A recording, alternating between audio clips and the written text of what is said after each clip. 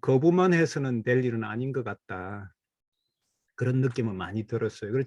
그렇지 않으면 자꾸 이제 인문학자들이 소외되고 발언할 수 없게 돼 버리고 이런 과정 속에서 물론 이제 저도 이제 그 얘기는 했죠. 맨 마지막에 "인간은 데이터의 집적일 수 없다."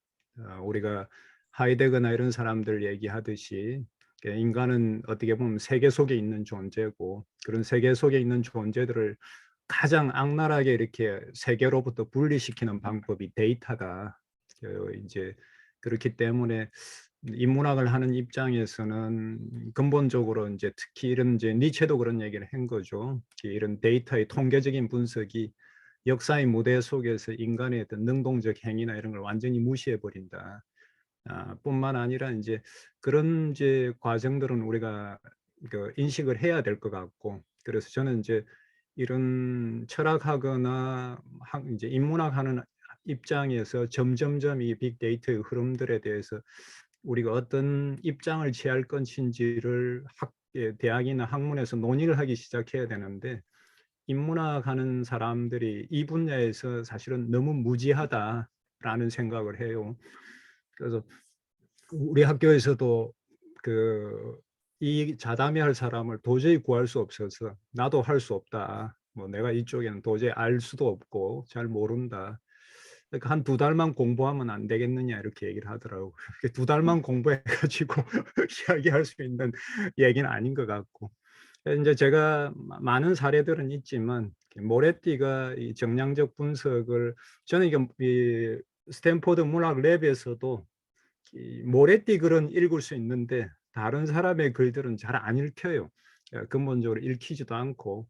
그래서 이렇게 이제 또 그리고 미국 독특한 이 이제 데이터 처리하면서 진행되고 있는 그네들의 방식이 있기 때문에 문학의 해석이라든지 지금 이제 최근에 이 빅데이터는 기본적으로 우리가 이제 데이터를 얘기하는 사람들이 이 엄청난 데이터를 통해서 상관성을 추출하려고 하는 거고, 상관성을 통해서 이제 보려고 하는 거라면 인문학은 근본적으로 우리가 인과성에 이제 근거를 두면서 우리가 인과성이 해석의 토대를 가져오기 때문에, 그래서 상관성이 인과성을 대체해 버리는 건 굉장히 암울한 사회가 될 가능성이 커요.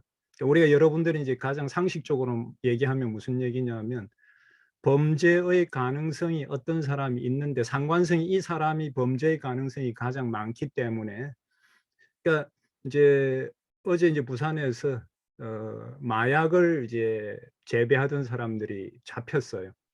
근데 이제 제가 볼 때는 그 이야기가 한편으로는 굉장히 재밌는 얘기가 뭐였느냐 하면 마약을 키우는 사람들이 정보 데이터에 대충 한 50가지가 있다.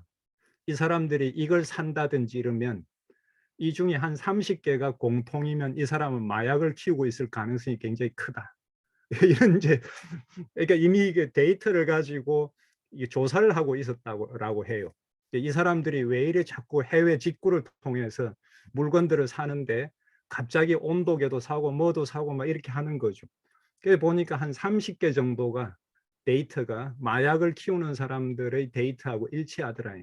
그래서 이제 이 사람들을 잡아낼 수 있었다는, 굉장히 이제 좀 극악이긴 한데, 우리가 이제 뭐 마이너리티 리포트든지 간에 상관성을 통해서 범죄할 가능성이 있다 하는 이유만으로 범죄자를 잡아들이는 게 빅데이터의 논리 속에는 많이 들어있는 것 같아요. 그래서 상관성이 인과성을 대체해버리는, 누군가를 살인했다는 이유가 아니라 살인할 가능성이 있다라는 게 우리 사회 속에서 계속 이렇게 이제 빅데이터가 조장한다면 굉장히 이제 그 잘못된 오판들을 많이 일으킬 가능성이 크겠죠.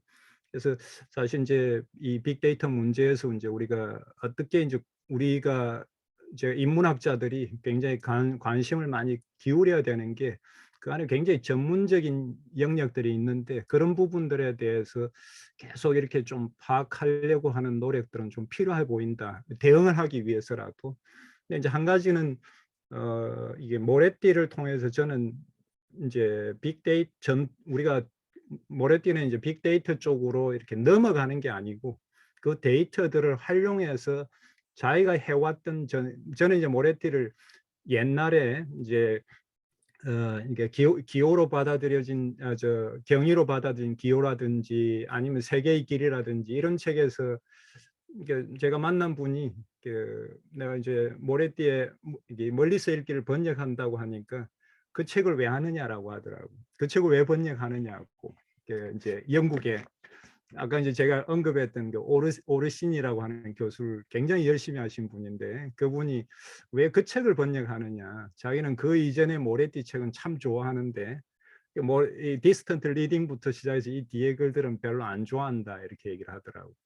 그래서 이렇게 모래띠를 이제 전과 후로 나눈다면 후는 이제 이런 정량적 분석들을 많이 하고 있고 전에는 막스주의적인 어떤 형식과 막스주의적인 사회 변화를 읽어내는 작업을 하는데 저 역시도 이전의 책들을 굉장히 좋아해요. 굉장히 좋아하는데 많은 사람들이 이걸 나눠서 읽으려고 하는 것이 제가 볼 때는 좀 잘못돼 있다. 모래띠는 지금까지도 계속해서 예전에 자기가 읽었던 것을 새로운 방식으로 읽기를 확인하고 있는 것 같다. 이런 느낌이 좀 많이 들었어요. 그런 점에서 모래띠를 가지고 우리가 데이터를 어떻게 처리하는자의 모델로 삼을 수는 없다 하더라도 계속 하나의 그걸 이용할 수 있는 가능성들은 계속 보여주더라. 제가 아까도 부르주아지라는 데서 이 모래띠가 어떻게 데이터를 활용하면서 해석해 나가는가 이런 점들을 이제 언급했는데 모래띠는 나름대로 균형점을 잘 잡고 있어요. 그거는 왜 그러냐면 이 사람은 정통적인 인문학자이기 때문에 나름대로 인문학을 베이스로 하기 때문에 근데 이제 다른 사람들 같은 경우에는 급격하게 좀 넘어가는 것 같다. 데이터를 단순하게 돌리고 데이터에 대한 설명만 하고 있는 가능성들이 굉장히 높아 보인다. 이런 점이 이제 제가 보여서 모래띠를 하나의 뭔가 약간의 좀 이그젬플, 하나의 예로 한번 삼아 볼 수는 있을 것 같다. 두 번째 이제 김대중 쌤 말씀하신 것 똑같이 점점 사회과학화되어 가는 거 아니냐라고 이제 얘기는 하는 것 같아요. 그런데 이제 미국 대학 내에서 이제 문제일 수도 있는데 어떤 사람은 그 얘기를 하더라고요. 대학에 인문학이 존립할 대학에서 이제 인문학이 존재할 수 있는 이유를 설명할 때 이제 이런 방식을 통해서 설명하는 것도 굉장히 중요한 한 방식이 된다. 우리가 데이터를 어떻게 처리하느냐라든지 우리도 이렇게 과학적인 방법들을 가지고 사회에 대응해 나간다라는 이제 이런 얘기를 하면서 불가피하게 빅데이터 처리가 이제 사회학과 닮아져 가지만 제가 볼 때는 모래띠나 이런 사람들을 통해서 어느 정도의 어떤 인문학적 가능성들은 우리가 빅데이터가 없는 것, 이 데이터라고 하는 이게 없는 것처럼 대응하기보다도 이것이 우리에게 오고 있다라는 관점에서 어떻게 대응할 것인가라는 관점을 한번 가져볼 필요는 있을 것 같다. 그래서 오늘 뭐 네트워크 분석이나 이런 것들이 우리가 가지고 있던 문학에 대한 신비적인 생각들을 많이 몰아내버린 그런 사실이다. 그러나 그 분석의 방법들이 어떤 의미에서는 잘 활용될 가능성도 한번 생각해 볼 필요는 있다. 지금 시점에서는. 저도 이제 자꾸 왔다 갔다 하는 것 같은데 그런 이제 좀 얘기를 해볼 수 있고 세계문학에 대한 논의는 뭐 맞아요.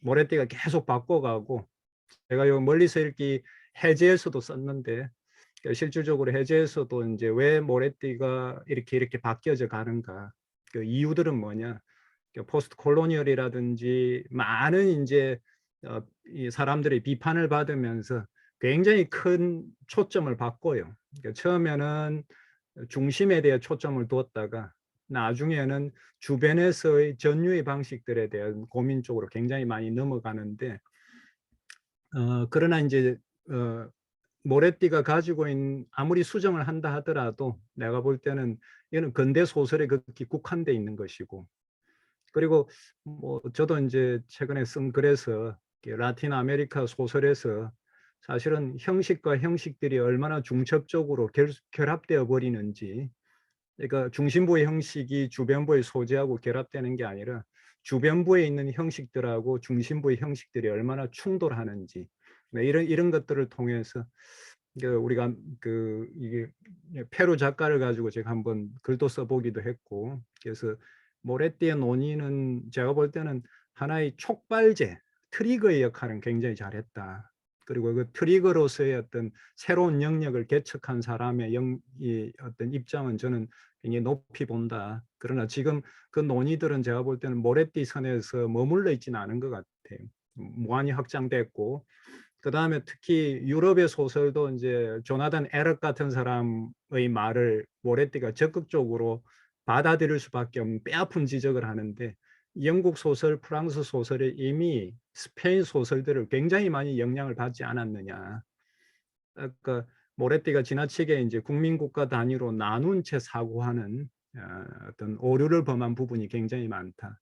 그래서 우리가 문학이라는 게 뭔가 이 단순하게 뭔가 형식과 소재가 결합된다거나 스타일과 관점으로 이렇게 나라를 나눈다라는 건 불가능한 일이다라는 걸 우리가 생각해 봐야 된다는 거고, 제가 이제 국문학자들하고 이광수에 대한 논의들을 이제 하고, 이광수에 대해서 논의도 하고 이광수의 문학 개념을 가지고도 이야기를 한 적이 있는데, 뭐 글도 쓰기도 했는데, 이광수가 실질적으로 보면은 그 문학은 정이다라는 얘기를 해요. 문학이란 무엇인가라는, 문학이란 하우에서 문학의 핵심은 정이다, 이모션이다라고 하는데, 이 이모션이 어디서 왔느냐가 국문학계에서 굉장히 논의가 많아요. 어떤 사람은 이게 이제 일본을 통해서 영국에서, 스코틀랜드에서 흘러 들어왔다라는 걸 이제 제가 그 이야기를 했는데, 스코틀랜드에 이제 알렉산더 베인이라고 하는 수사학자가 쓴 책에서 이게 일본어로 번역됐고 한국으로 흘러 들어오는 이 과정이 있다. 근데 이제 또 이제 국문학에 아주 고전 문학을 하는 분은, 이광수가 아무리 정에 대해서 얘기한다 하더라도 그 정은 이미 한국에서도 오래전부터 있었다. 아무리 이제 이광수가 순수한 정 개념이라는 이모션을 쓴다 하더라도 동양의 정 개념하고 이미 함의들이, 코노테이션이 지극히 오버랩될 수밖에 없다라는 이제 우리가 이야기를 할 수 있는 거죠. 그래서 제가 볼 때는 이제 모래띠의 생각을 우리는 하나의 트릭으로 삼아서 그를 비판할 수 있는 여지들로 많이 확장해 갈 가능성이 있고, 뭐 저도 그 일을 오랫동안 한 것 같아요. 10년 가까이 이제 그런 작업을 하면서 모래띠는 이미 세계문학을 좀 떠난 것 같아요. 세계문학로는 좀 떠난 것 같고, 그게 아마 그런 비판을 자기가 많이 받았기 때문에 그러지 않았을까라는 생각이 들어요. 그렇지만 저는 뭐 벌써 20년 전부터 생각한 부분이니까 여전히 그가 말한 것들을 우리가 좀 더 구체화시킬 수 있는 부분들은 많이 있는 것 같다. 그러나 훨씬 더 그게 다층적으로 이루어질 필요는 있다라는 생각을 해봅니다. 질문이 막 답이 두서없이. 저 너무 명확한 굉장히 도움이 되는 답이었습니다. 다른 분들 좀 질문 좀 부탁드립니다.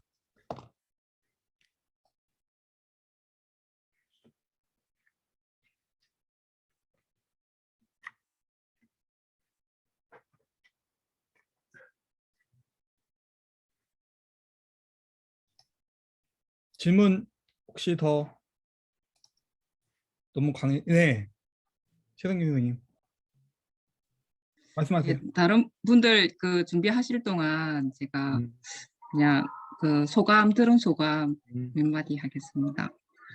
일단 저는 이번에 그 모래티 이 책 읽으면서 신선했던 게, 그러니까 일단 모래티가 진화 생물학적인 그런 관점을 차용한다는 것을 처음 알게 된 것 같아요. 그래서 되게 신선하게 봤었고, 뭐 자크 모너나 스티븐 제이 굴드 이렇게 인용하는 대목이 재밌다라고 느꼈거든요. 그래서 지난번에 이제 우리 이 비평 이론 세미나 이전에 했던 강의들과 그 상통하는 면이 있다, 관점 면에서 그렇게 느꼈고, 그리고 두 번째로 이제 그 모래티가 벤야민 영향을 정말 많이 받았구나.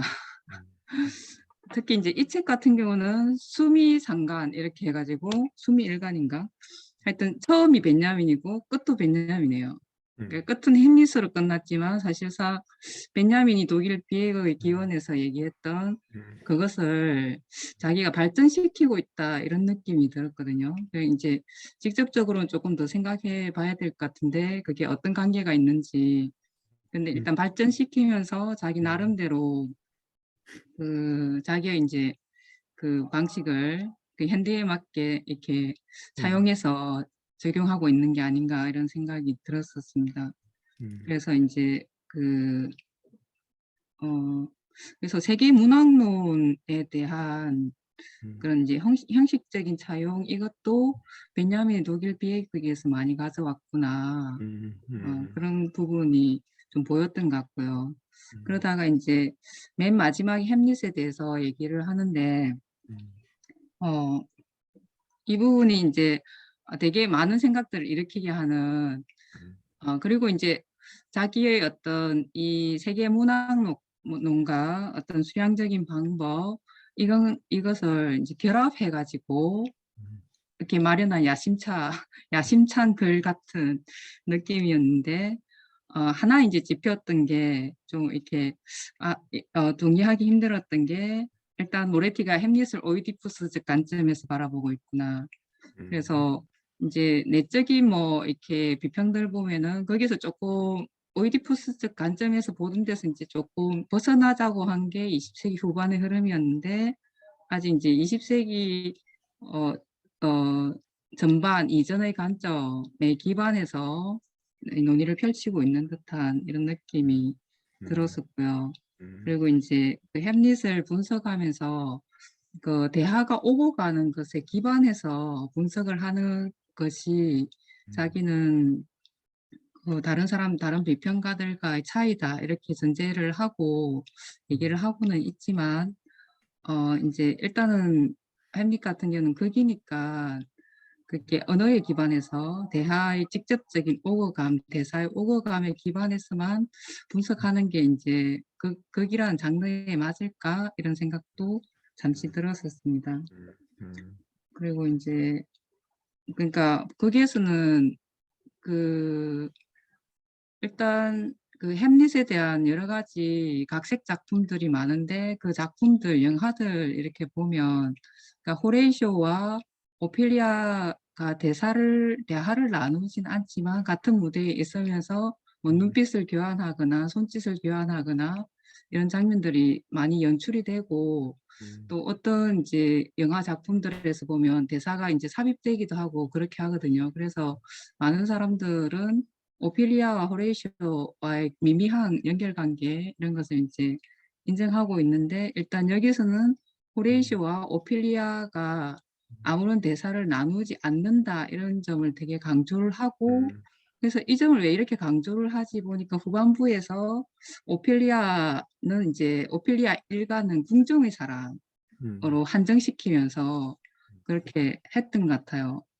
그래서 이제 그러면 제가 이제 이 부분을 보면서 깨달았던 것이 그러니까 오피리아는 궁정의 사람에 속하는 건가 했던 의문이 들었었고 그리고 이제 그런데 이후에 최근에 나온 오피리아라는 영화에서 보면 되게 재밌게도 모레티가 지적했던 이 부분을 완전히 이렇게 뒤집어 가지고 호레이쇼와 오피리아의 관계가 엄청 유대 관계를 이렇게 끈끈이 하면서 진행을 시키거든요. 그러면서 오피리아가 햄릿의 자리를 대체해버리는 이런 현상을 일으키는데 저 영화가 그 모레티의 영감을 받아서 이게 자리 바꾸기를 행한 건가 하는 이런 생각도 들면서 하여튼 선생님 강의 들으면서 책을 읽으면서 너무너무 재밌었던 부분이었습니다.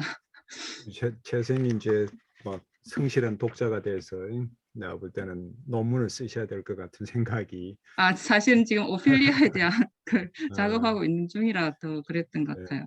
그러니까 이 실제 이게 뭐 이제 모레티가 이제 내가 볼 때는 우리가 전략적으로 생각해 볼 부분들도 많아요. 이 사람도 자기가 왜 반주변이라는 걸 굉장히 강조하는지 이게 자기의 더 모던 에픽이라든지 여기에서 반주변의 역할이나 이런 걸 굉장히 강조하고 이제 그런 부분들이 본인이 반주변부 출신이거든요. 이탈리아라는 반주변부 출신이고 그래서 이 발전해가는 영국과 프랑스의 주변에서 늘 유럽 문화를 받고 최근에 와서는 탈식민주의를 이탈리아 사람이 이제 새로운 각도에서 유럽 내에 남부가 있다라는 얘기를 하면서 이제 얘기하는 것도 있고, 그래서 굉장히 그 유럽 내의 그 다양성에 대한 논의들 속에서 이 다양함을 볼 수 있는 것은 영국, 프랑스 사람은 잘 못 보죠. 기본적으로 자기들이 중심이기 때문에, 중심에 있으면 잘 안 보이는. 그러니까 이탈리아라는 주변에 있으니까 이게 다 좀 어느 정도 보이는. 그래서 근대 유럽 소설 문학이라는 이 글이 저는 굉장히 재밌더라고요. 지리적인 이동을 통해 가지고 유럽 문학의 그 나름대로 이제 설정을 새롭게 하는 거라든지. 근데 굉장히 흥미로운 거는 이제 우리가 미국에 가서 이렇게 활동을 하면서 이 사람이 쭉 이렇게 활동을 하는데, 자기가 가지고 있는 유럽적 전통에서 예외적인 인물들을 굉장히 많이 언급해요. 그러니까 아마 미국에서 세계문학에서 처음 뭐 그 이야기하는 것도 이 조하르 같은 번역학자라든지 이스라엘 번역학자라든지 이런 사람도 굉장히 언급을 많이 하고, 그래서 유럽의 자산들을 굉장히 많이 가져가서 미국 문학계에다가 계속 얘기하는데, 미국 학자들은 전혀 모르고 있죠.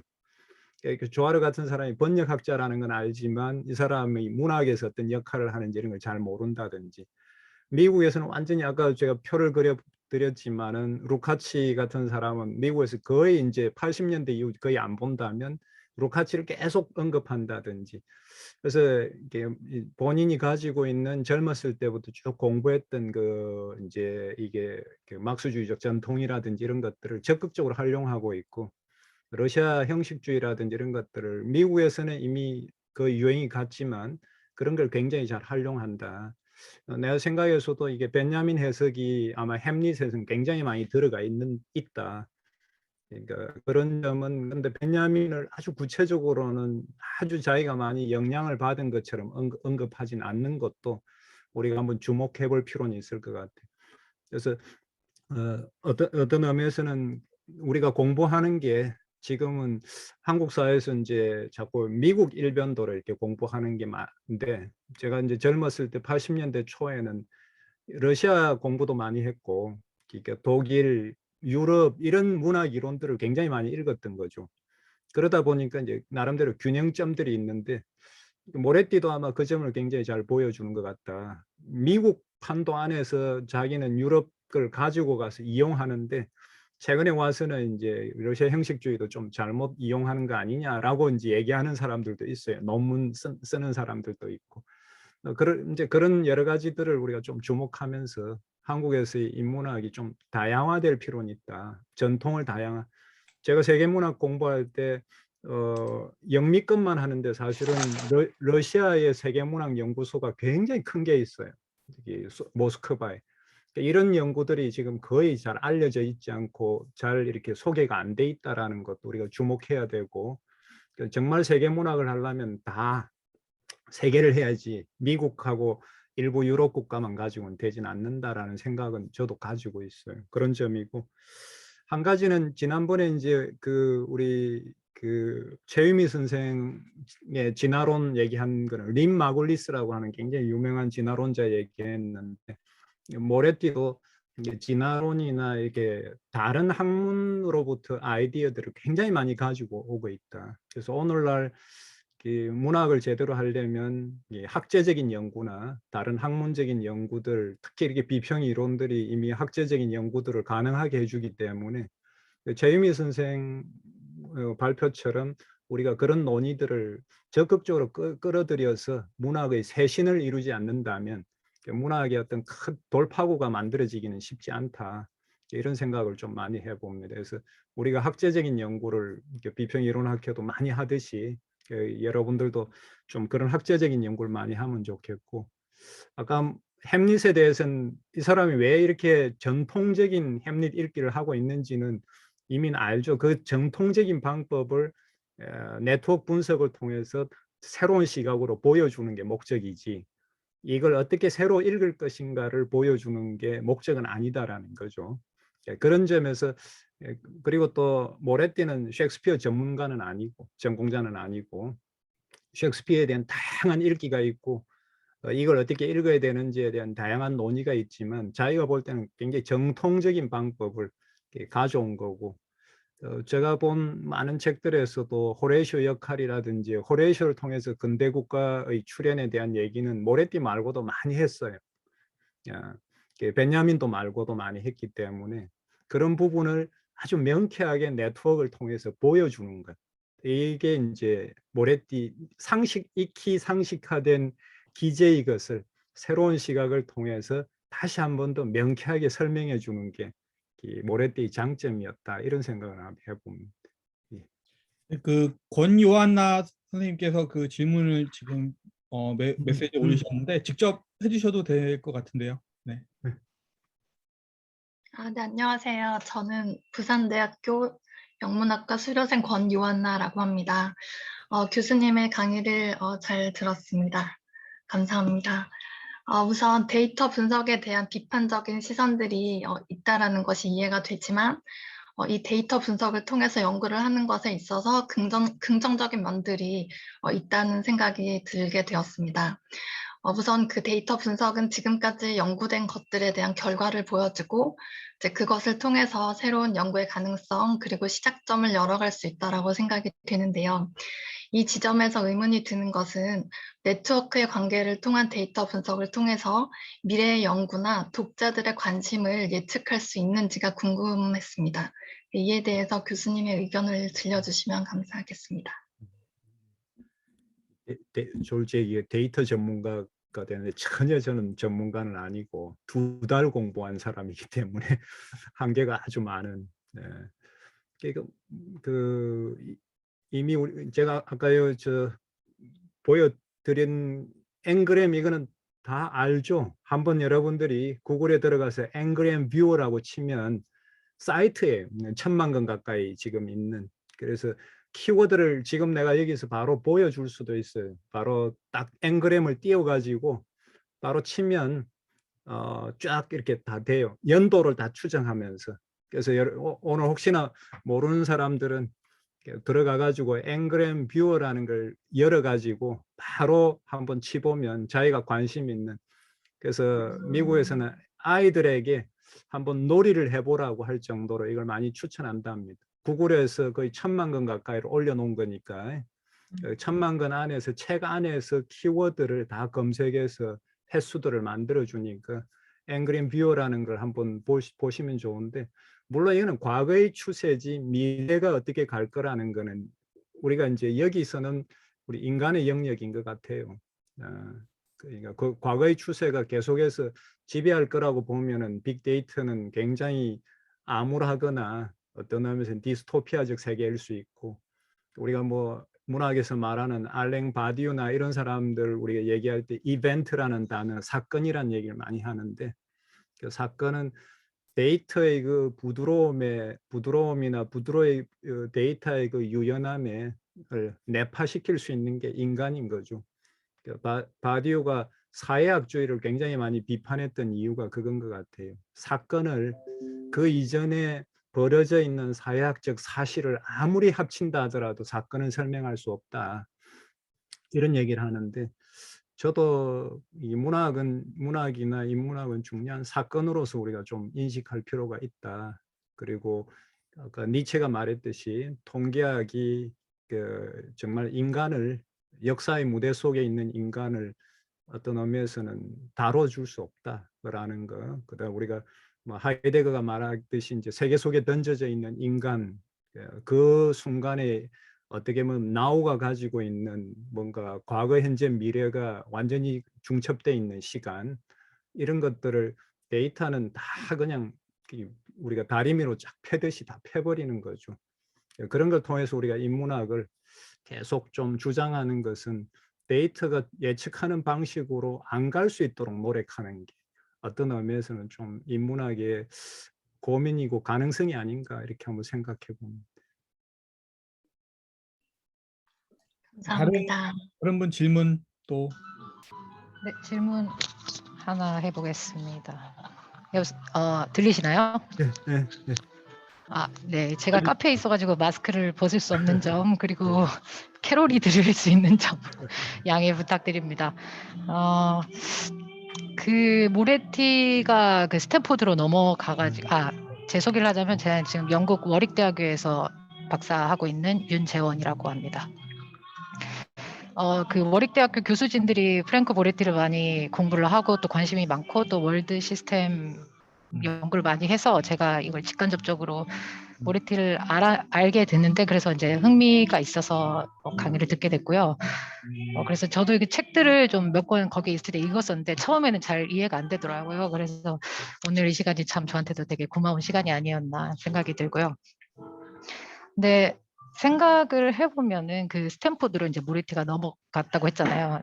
어떻게 보면 이제 반주변부에서 중심부로 넘어간 격인데 그 이제 뭐 성추문 그런 사태도 있었다고 하니까 언뜻 생각해 보면 그 스탠포드의 엄청난 그 자본력과 이건 그냥 제 상상이에요. 그 랩실의 거대함과 그리고 이제 정량적인 데이터 분석을 함에 있어서 이거는 또 인문학이나 소설 그리고 세계문학을 대상으로 하는 건데 어떤 사회문학의 어떤 뭐 규정된 표본과는 달리 이건 표본이 엄청 넓고 거대하고 이거를 이제 정량적으로 이제 데이터를 돌리고 통계들을 뽑아내고 하는 게 이게 보통 자본력으로 될 것 같진 않다는 생각이 들어서 어떻게 보면 이제 모레티가 문학이 뭐 자본주의의 구조적 역사적 조건들하고 만나는 어떤 그런 지점들을 본다면 그 자신이 문학 연구가 그 자본주의 형식적 역사적 조건들과 만나는 그 지점에 있으면서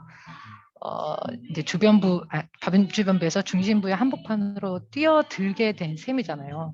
그래서 그것들이 이제 또 모레티를 제외한 아티클들이나 다른 연구진들의 글은 잘 안 읽히신다는 김영규 교수님의 말씀을 들어보면 그 반주변부의 어떤 그 중심 밸런스랄까 이런 것들은 갈등이랄까 그런 것들을 모레티는 간직하고 있는지 모르지만 그 중심부에서 그가 전개하고 있는 연구의 어떤 방식들이나 그 방향성은 어떤 점점 더 중심부화되는 자본주의 중심부화되는 그런 게 아닌가 하는 생각이 들어서 그 중심부에서 가장 가능할 법한 형태로 진행되고 있는 그 인문학의 정량주의적 연구 자체가 그 자본주의의 형식적 역사적 연구와 문학뿐만 아니라 문학 연구의 형식적 조건 이런 것들에 맞물려서 어떤 반주변부 학자라던가 주변부 학자들이 그런 거에 대해서 비판을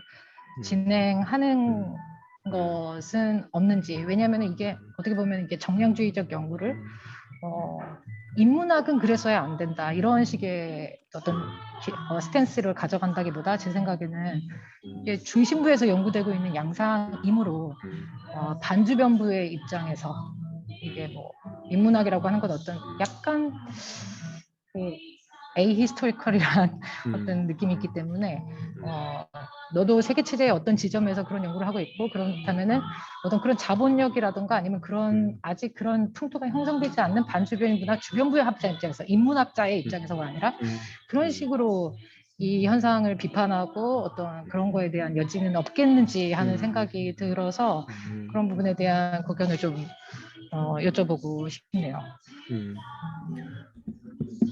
윤생은 지금 영국입니까? 아닙니다. 저 영국에서 지금 불가피하게 한국으로 들어왔고. 들어와 있는 상황. 그 워릭대학에서도 지금 그 세계문학 많이 하고 있는 것 같던데 네. 그 라자루스인가 하는 분도 네네네. 최근에 그 세계문학하고 불균등 발전에 대한 그 트로츠키의 어떤 불균등 발전론 가지고 세계문학을 읽는 거를 제가 이제 워릭 페이퍼를 한번 읽어봤거든요. 네네네. 굉장히 좀 흥미로웠어요. 그래서 네. 이 세계문학이라는 걸 더 이상 이제 어떤 세계 자체가 이제 불균등하는 발전, 거기에도 뭐 러시아 문학이라든지 라틴 아메리카 문학, 전 세계 문학이 어떤 식으로 이제 이 불균등 발전, 자본주의는 하나로 불균등 발전하기 때문에 그 속에서 각각이 자기 사회 구성체 속에서 어떤 식으로 그걸 문학적으로 표현해낼 것인가, 그걸 우리는 세계 문학으로 봐야지 영국이나 뭐 이런 식으로 이제 유럽 문학을 세계 문학을 볼 필요는 없는 거다라는 인식이 되게 좋더라고요. 그 책에 서론도 내가 보니까 모레티 언급이 되게 많더라고. 네. 모레티가 막스주의자고 그러니까. 그래서 나도 물론 이제 그 지점에 대해서 상당히 좀 동의하는 부분이 있어요. 모레티는 미국에서는 이미 문학 권력자다라고 얘기를 할 수 있어요. 그리고 성추행을 하는 사건도 이렇게 뭐 이제 보면은 실질적으로 약간 문학 권력자로서의 이 권력을 행사한 부분이 있어요. 이제 지금 모레티의 추천서는 미국 내에서 이제 잡을 잡는데 이런 얘기는 이제 오프 더 레코드가 돼야 되는데 실질적으로 이제 미국 내 잡을 잡는데도 굉장히 영향력을 주고 있다 이런 얘기가 많았거든요. 그래서 실질적으로 이제 모레티는 아무리 반주변부를 하더라도 반주변부를 문화자본으로 삼고 있는 사람일 수도 있어요. 그래서 이 성추행 벌어지고 난 다음에 뭐 미국으로 안 가는지 스위스로 뭐 도망쳤는지 그냥 가버렸는지 우리는 그 내막은 잘 알 수는 없지만 최근에 미국에 대한 책을 한 건 썼더라고요. 모레티가 저한테 이제 번역과 관련된 뭐 문의를 하려고 해서 제가 한번 읽어봤는데 이 사람이 미국을 떠나고 싶은 생각이 없었을 것 같은데 사실 미국을 조금 미국과 거리를 둬야 될 입장에 처해 있는 상황이라서 뭐 이걸 어떻게 판단해야 될지는 모르겠는데 방금 얘기했듯이 저도 이게 정량적 분석 연구를 한다라는 건 엄청난 시간과 돈이 들어요. 정말 해놓고도 성과가 어떤 성과가 나올지 모르는 인력과 돈이 너무나 많이 들고 뿐만 아니라 한때 좀 걱정되는 거는 이제 뭐냐면 제가 이제 스탠포드에서 나온 책 중에 Connection of Cost라고 하는 이제 비용의 연결이라는 빅데이터 비판하는 책이 있는데 이 빅데이터가 얼마나 식민주의로 작동하는지 이런 데 대한 아주 뭐 흥미로운 얘기더라고요. 런던 정경대 교수가 굴들이라고 하는 교수가 쓴 책인데 굉장히 재밌게 봤어요. 그러니까 데이터라는 게 얼마나 식민과 제국의 관계 속에서 불평등하게 이제 움직일 수 있는지 이런 부분들은 우리가 앞으로 논의를 해야 되고 연구를 해야 된다. 이제 한 가지는 이제 그럼에도 불구하고 우리가 그렇게 비판해버리고 이 연구를 우리가 어떤 방식으로 활용할지 그리고 조금이라도 이제 우리가 인문학적 사고 속에서 이걸 어떻게 수용할지를 고민하지 않는 것도 너무나 많은 부분들을 오히려 넘겨줄 수도 있다라는 생각을 해요. 그러니까 그런 점에서 우리가 모레티처럼 그들의 문화자본으로 통합될 수도 있지만 또 한편으로는 그걸 비판적으로 인식할 수 있는 것도 알아야만 가능하다라는 생각을 우리가 해볼 수 있다. 그래서 저도 이제 이 주변에서 빅데이터 분석하시는 분들 이렇게 쭉 보면은 몇 년 동안 뭐 이 국문학 잡지를 통으로 계속 해요. 그러니까 나온 성과도 이제 사실은 이 많은 시간에 들여서 얻은 성과가 이럴까라고 이제 생각은 하는데 그럼에도 이게 제가 이제 얘기하는 건 뭐냐 모레티는 교묘한 사람이고 어떻게 보면 권력에 있기 때문에 그랬는지 자기는 정량 분석을 할 줄도 모르고 안 한다고 합니다. 이게 참 역설적인 말인데 오늘 정량 분석 얘기해 놓고 자기는 실제 빅데이터를 모으거나 빅데이터를 수집하면서 분석하는 일은 하진 않는다. 실제 모레티의 분석을 잘 보고 있으면 이 수작업들이 굉장히 많아요. 손작업으로 한다든지 이런 것들. 그 작품을 꼼꼼하게 읽는다든지. 이거 또 주변에 많은 사람들이 해놓은 정량적인 어떤 이 데이터들을 자기가 어떻게 활용할지를 저는 인문학자는 이 점은 모레티가 뭐 이제 그 문화자본을 권력을 가진 자라고 하더라도 우리가 그 점은 한번 생각해 볼 필요는 있어요. 저도 아까 앵그램 가지고 계속 이렇게 여러분들에게 좀 자랑을 많이 했는데 여러분들도 한번 해보라고 이제 자랑을 많이 했는데 이게 어떤 아주 쉬우면서 이게 이제 다른 문화 권력 이런 부분들은 다 빼더라도 이거는 있는 것 같아요. 아까 제가 얘기했지만 멀리서 읽기를 읽을 때 대여섯 번을 읽었는데도 내 머릿속에 안 들어와 있는 게 너무 많다라는 거예요. 그러니까 이제 이게 빅데이터에 우리가 추론해 볼 수도 있다. 내가 가지고 있는 직관은 상당한 오류를 가지고 있을 수 있다. 그래서 그런 부분을 뭔가 해소시켜 주는데 이런 데이터 분석이 부가적인 도움을 줄 수는 있을 것 같다라는 거하고 저희 오늘 이 발표는 안 썼는데 그 버지니아 울프에 이제 우리가 나만의 방에서 여성들이 얼마나 열악하게 이제 글을 썼고 19세기까지도 사실 거의 여성들이 제대로 된 글을 쓸 수 없었고 자신을 가명을 가지고 이제 쓸 수밖에 없었다라고 했는데 지금 모레티가 이제 좀 정량 분석한 부분이 있어요. 이게 그래프 맵스 하는 책 있잖아요. 트리라고 하는 책에 이렇게 보면은 19세기에 여성 작가들이 남성 못지않게 각축전을 불렸다라는 거예요. 데이터 분석을 해보니까. 이건 어떻게 이해해야 될까? 그러니까 버지니아 울프 시대 여성들은 자기 이름을 숨기면서 그냥 이렇게 그냥 뒤에서 소설을 쓴 게 아니라 데이터 분석을 해보면 어느 정도 해보면은 남성 작가와 각축을 벌일 정도로 많은 여성 작가들이 19세기에 글을 썼다라는 부분도 버지니아 울프만 보면은 우리는 굉장히 비관적으로 얘기할 것 같고 여성들은 하도 글을 못 썼구나라고 생각하지만 실질적으로 우리가 우리 머릿속에는 안 들어와 있는 역사적인 어떤 현실 속에서는 많은 여성들이 글을 썼다는 거예요. 이거 글이 굉장히 많이 이제 그런 소설들이 많이 나왔고 그래서 저는 지금 굉장히 이렇게 넓은 스펙트럼을 가지고 우리 얘기할 수 있지만 정량 분석과 정성 분석을 제 개인 생각에서는 조금 이렇게 결합시킬 여지들은 우리가 고민해야 된다. 이건 제 생각만이 아니라 많은 디지털 비판적 디지털 휴머니티를 주장하는 사람들이 그런 얘기를 하는 것 같아요. 그래서 아까 크리스 앤더슨 같은 사람은 아주 전형적인 이제 와이어드라는 잡지의 편집장을 했던 사람이고 이론의 종말이 왔다 뭐 이렇게 이제 얘기하지만 실질적으로 이제 그런 도발성에 이제 동의하는 사람들은 거의 없는 것 같아요. 오히려 다른 방식으로 수용해서 그 이론을 오히려 빅데이터와 관련돼서 우리가 이론을 어떻게 확장할 건지를 고민해야 된다. 이런 생각이 좀 드는 것 같아요. 좋은 질문이고 나도 늘 좀 고민하는 문제 연장에 있는 것 같습니다. 자, 이제 거의 그 마무리 시간이 됐기 때문에 질문 하나만 더 받고 끝내도록 하겠습니다. 감사합니다. 예. 질문해 주십시오. 안녕하세요. 저 부산대학교 영문과에서 공부하고 있는 윤장실이라고 합니다. 오늘 교수님 해주신 강의 되게 잘 들었고요. 근데 제가 모레티에 대해서 아직 공부해야 할 부분이 많아서 어떻게 데이터적으로 분석하는 부분에 대해서는 깊게 질문을 드리기가 어려울 것 같고 그냥 최근에 그 세계문학에 대해서 또 이렇게 생각을 하면서 한 가지 약간 들었던 고민 그 부분 어떻게 생각하면 좋을지 교수님 의견이 궁금한 부분이 있어서 여쭙는데요.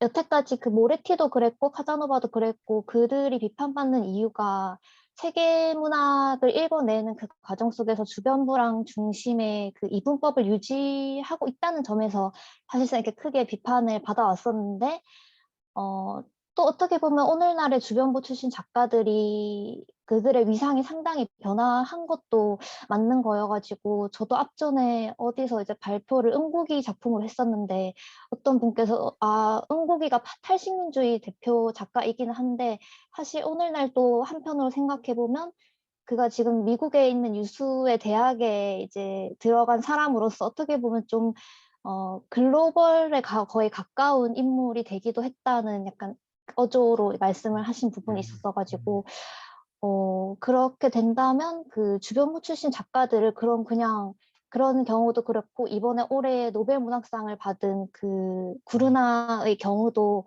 탄자니아 출신이긴 하지만 지금 영국 베이스로 활동을 하고 있는 작가니까 어떻게 보면은 그 사람도 거의 글로벌 쪽에 그런 편입이 된 주변부 작가라고도 또 어떻게 보면 생각을 해볼 수 있는 문제인 것 같은데 그러면 그들을 그냥 마냥 글로벌로 편입된 쪽으로 봐야 할까 아니면은 제 생각으로는 이제 강의도 듣고 하니까 어떻게 보면 그런 작가들을 모레티의 그런 어떻게 보면 이분법적으로 치우쳤던 시각을 비판할 만한 어떤 주변부의 가능성을 제시하는 자들로 읽을 수도 있지 않을까 이런 생각을 해봤는데 최근에 이렇게 변화하는 주변부 출신 작가들의 위상에 대해서 세계문학에서는 또 앞으로 어떻게 또 깊게 사고를 할 수 있을지 교수님 의견이 있으신지 궁금합니다.